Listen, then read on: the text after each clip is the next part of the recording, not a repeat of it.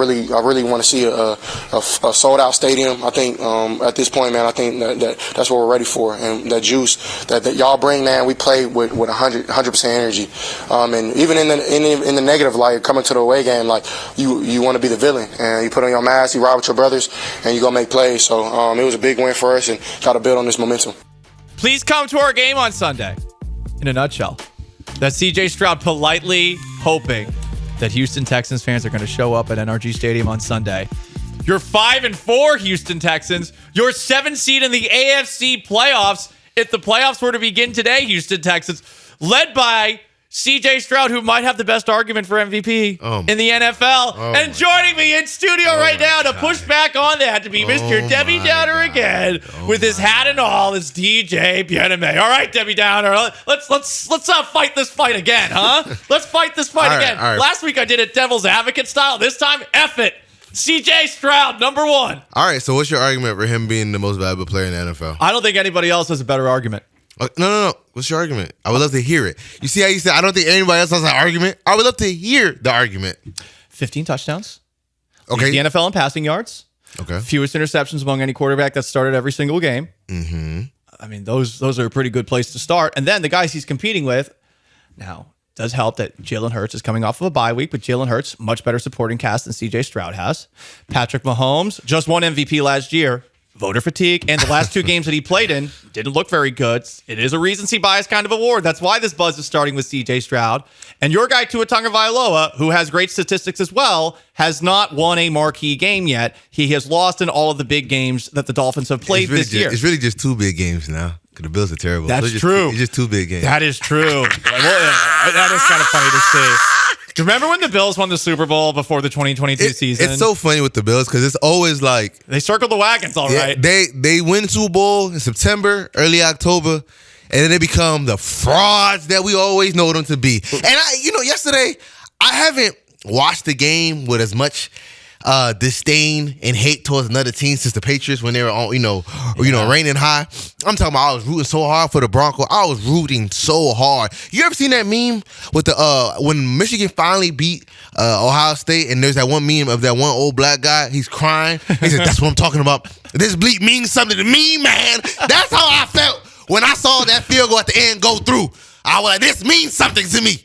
I think we're both on the same page there because it's been very annoying to see Bills fans just crawl back out of the wilderness of like being an absolute dreck for like the past 20 years until Josh Allen got there. And they acted like they never left. They acted like they were here this whole time. Like, no, you weren't. And it wasn't like during that stretch where they were in the dreck, like they had like an occasional year where they finished like second in the division. They were out of third and fourth for like 20 years straight. but DJ Bien-Aime, ESPN, Houston Texans beat reporter. Let's bring it back. Let's bring it back. Let's bring it back. Because Tua Tagovailoa, I feel like less MVP credentials right now he's top than four CJ Stroud. If you take a look at the odds, Stroud is actually not very high up. He's not very high up. Yeah. All right. So I would love to continue with your argument. I'm going to wrap up the argument here. Okay, I think that Stroud's got a lot of credentials right now, and it is a recency bias thing. So I would say for Week 10 of the NFL season, right now, I feel like he is perhaps a little bit ahead of these other guys. Now, it does help that, again, both Patrick Mahomes and Jalen Hurts had a bye week. So did Tua.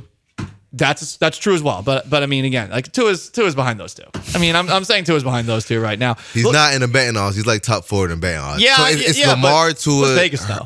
Yeah, Vegas. I mean, it's Vegas. It's Lamar, Tua, Jalen, and Mahomes. He's got Tyreek. Those are the top 4. Tyreek Hill's more of an MVP than Tua. No, he's not. He's not. The quarterback position, no other position on the football field is more valuable than the quarterback position. So if you're producing the quarterback position, then everyone on your team has 99 speed. Like, do you really matter? Anyway, so you see, Sean, he didn't give an argument. All he said was all his statistics. His statistics. Okay, so his statistics are he has the best touchdown interception ratio, the most passing yards per game in the NFL, and he is the most valuable player on a team that was 11-36. What, the 3 years before? Yeah, no, he's for sure. He's for sure the most valuable player on his team. You want to know who the last guy to win? The last guy to win MVP and not win a division is, I want to say it's either Steve McNair with the Titans or is Marshall Faulk with the Rams. So we have about like 20 years of evidence that if you don't win your division, you don't win the MVP. And right now,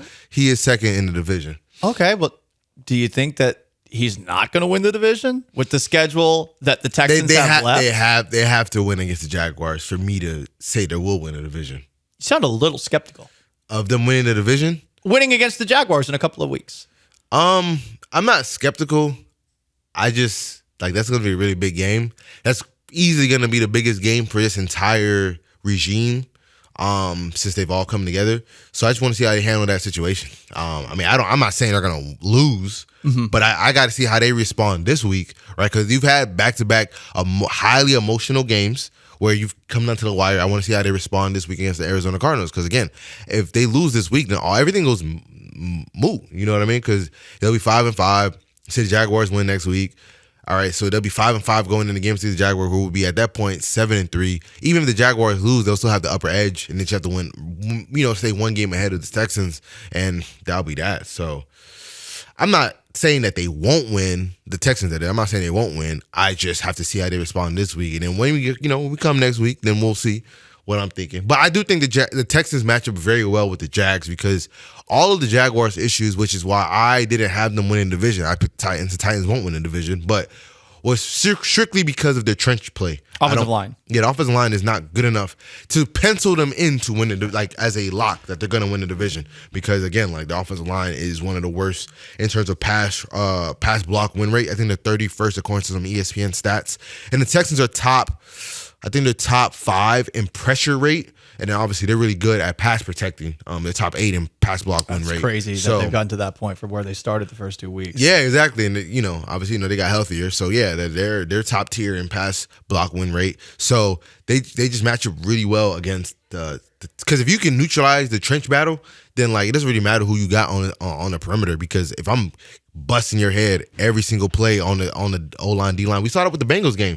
The Texans, even though they gave a touchdown on the first drive, they went on a 27-10 run. Yeah, they controlled the bulk of that game until CJ threw the pick. I said yesterday, yeah, they won by 3 points, but for the most part, that game was a blowout until the Texans literally resuscitated the Bengals with what's the stuff? The paddles. You know what I'm saying? EMT, defibrillator. Sean, this brother is not okay. Defibrillator. Well, you know that. That's why you true. like coming to hang out. Sad, sad truth. DJ Bien-Aime, Houston Texans beat reporter for ESPN, with me in studio. Let's go back to Sunday before we talk about what's next, because that Cardinals game is definitely intriguing with Kyler Murray back. Right. Who deserves the most credit for Sunday? CJ Stroud, DeMeco Ryans, Bobby Slowik. I would say the O-line. O-line. Yeah, all right. They deserve the most because they run for 150 yards. They ran for 150 yards with Devin Singletary. They gave CJ more than enough time to throw the ball.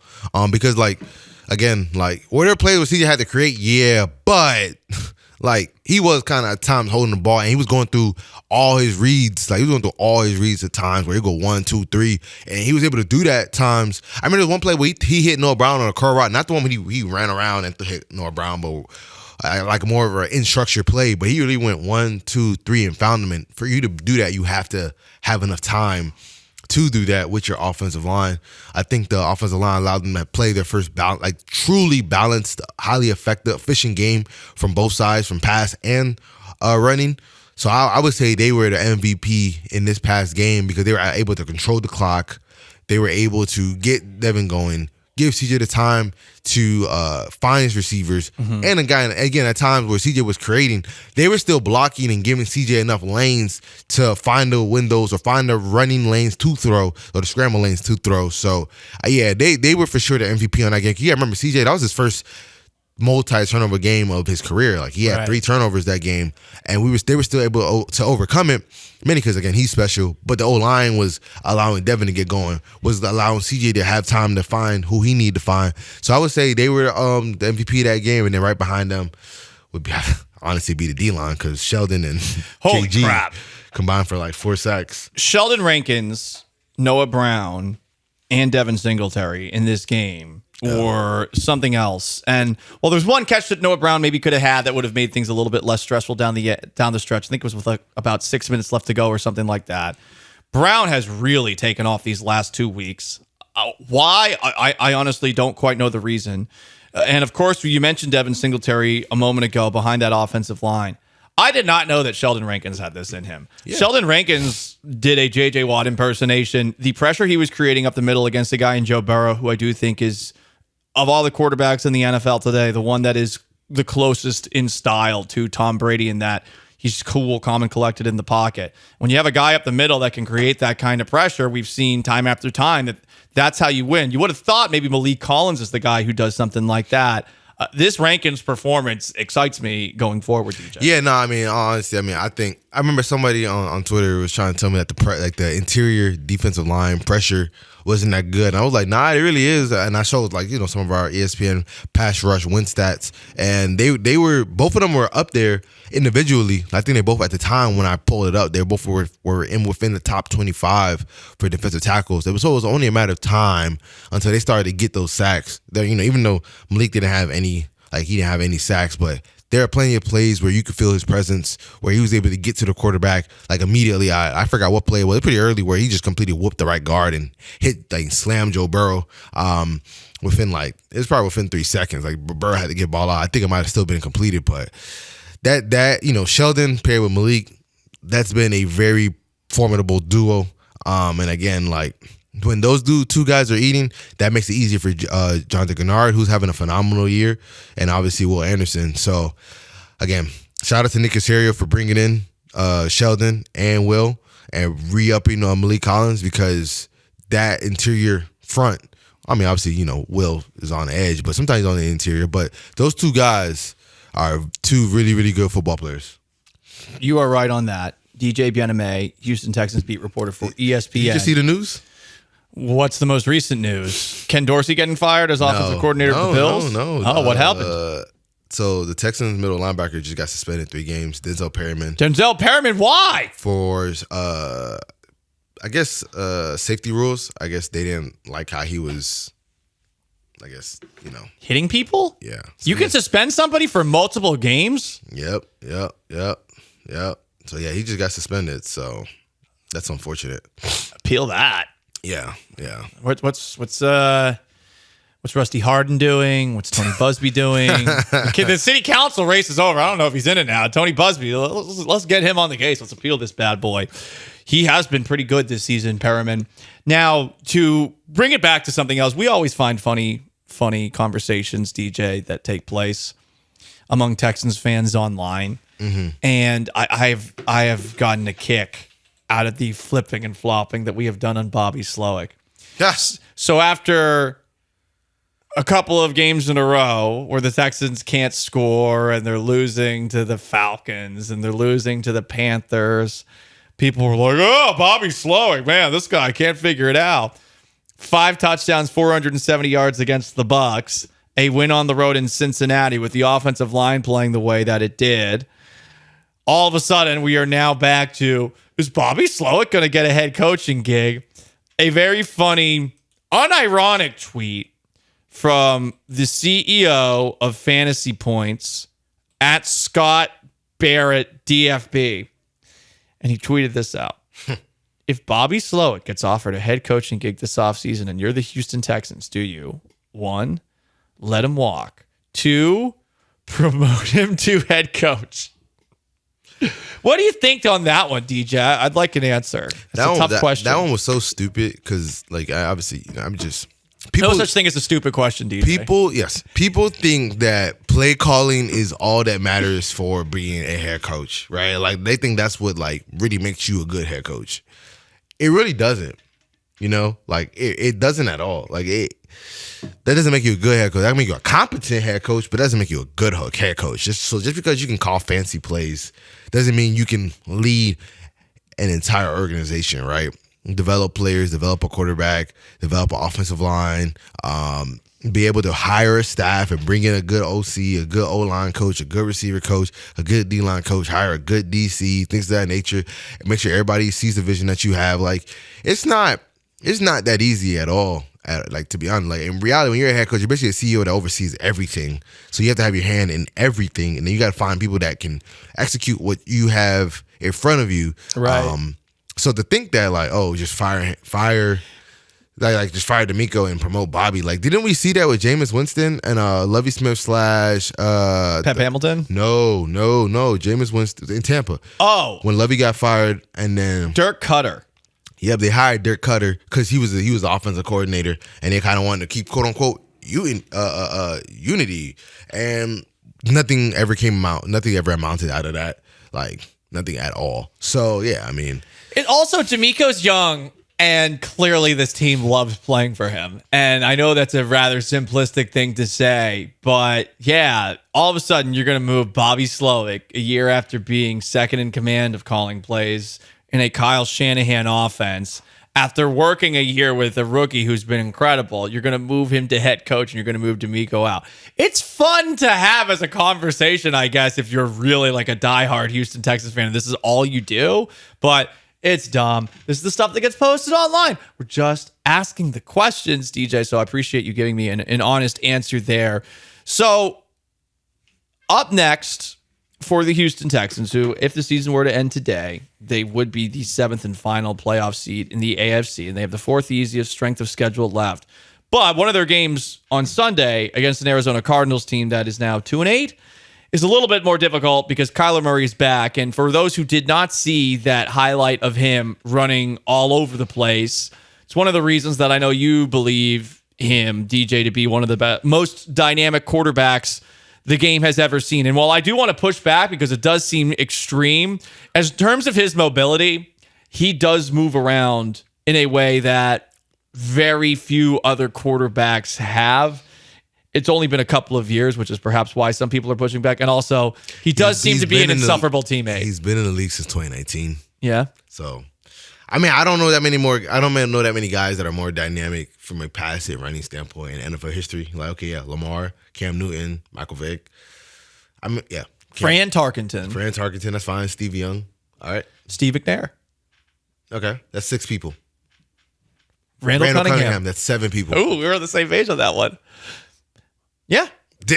So if only 7 people, only argue 7 people. What if he's a video game addict? And Russell Wilson. So you go. What if his favorite movie is The Great Gatsby?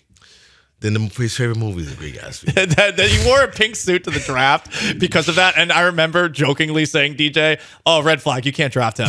If he thinks that movie is the best movie ever, that movie's one of the worst, most disappointing movies I've ever seen. I'm not a movie guy, so I have no idea what you're talking about. Okay, but fair that's enough. okay.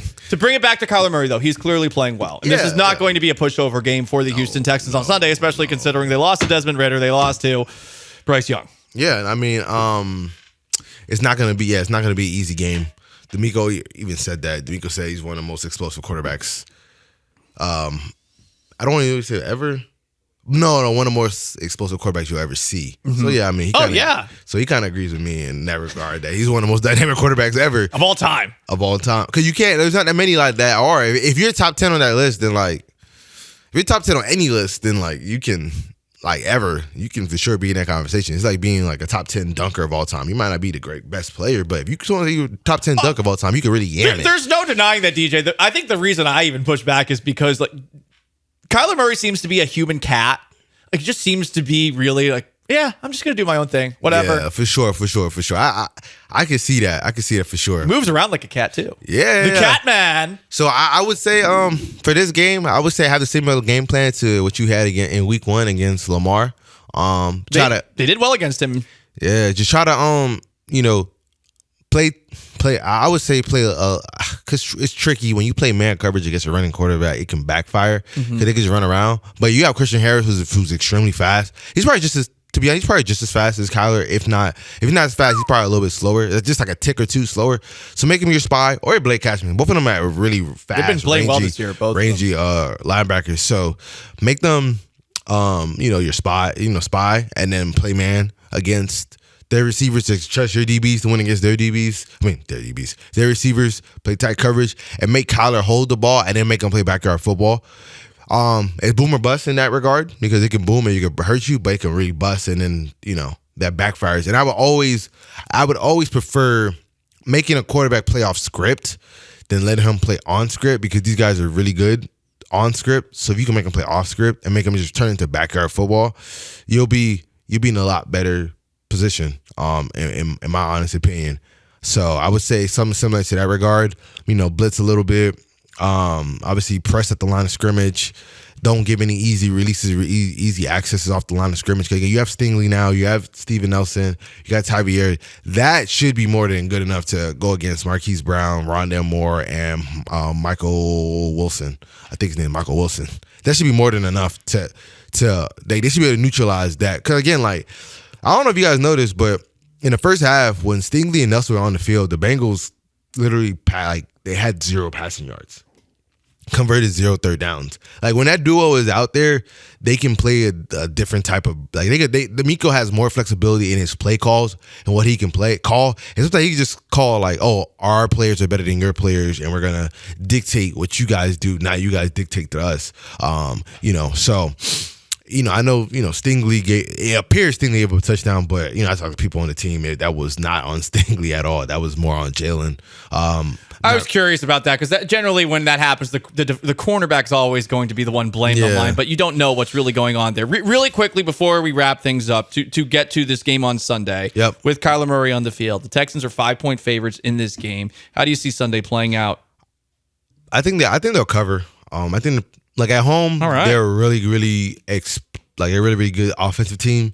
I think the lowest they've scored this year at home is 20 points, but even in those games, they've had over. I know the first game they had 20 points against the Colts. They had over 400 yards of offense, and I believe the Saints game was a little. That was really the only one, and the Saints have a good defense. Yeah, and the Saints have a good defense. The Cardinals do not have a good defense, so I expect them to probably win 30-21. 30-21. Yeah. All right. DJ Bien-Aime with the first prediction for Sunday's game against the Arizona Cardinals. You can catch his work, ESPN.com, on Twitter at DJ Bien-Aime. DJ, always a pleasure. We'll see you next week, bud.